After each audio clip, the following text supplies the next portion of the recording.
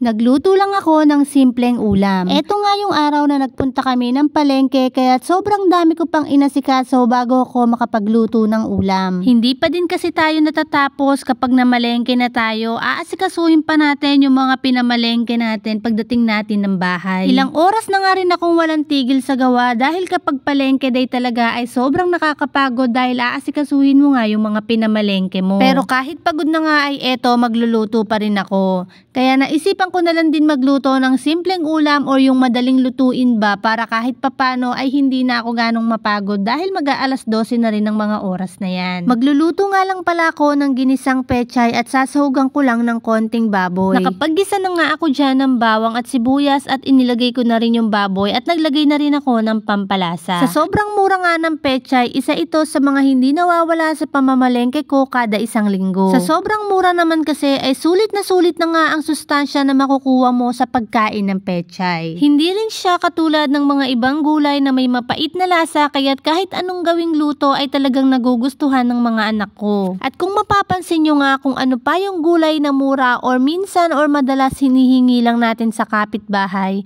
ay siya yung gulay na talaga namang sobrang mga masusustansya. Gaya na nga lang ng talbos ng kamote, kangkong at malunggay na hinihingi lang rin natin sa kapitbahay. Sa sobrang dami na ngang recipe na pwedeng gawin sa mga gulay na yon ay mapapakain na rin talaga natin ng mga gulay ang mga anak natin nang hindi nila nalalaman. Gumawa rin nga pala ako dito ng daing na bangus at ayan, pinrito ko nga para kapartner ng ginisang pechay ng mga anak ko. At dahil may natira silang sabaw kahapon ay ayun na nga lang din yung gagamitin kong sabaw nila para hindi na nga ako magluto ng panibagong sabaw. Nakakapagod din naman kasi talaga ang mga kilos natin araw-araw pero wala tayong magagawa dahil nandito na nga tayo sa sitwasyon kung saan tayo naman ang nag-aasikaso sa mga anak natin. Kung noon tayo ang inaasikaso ng mga magulang natin, ngayon nasa point na tayo naman ang mga magulang. Kaya isa itong pagluluto sa nagpapasaya sa atin lalo na't kung alam natin na napapakain natin ng maayos yung mga anak natin. Kaya kahit madalas tayong pagod ay sinisikap pa rin natin na makapagluto ng ulam para makakain ng maayos ang mga anak natin. At kahit sobrang nakaka-stress ang mag-isip ng uulamin sa araw-araw,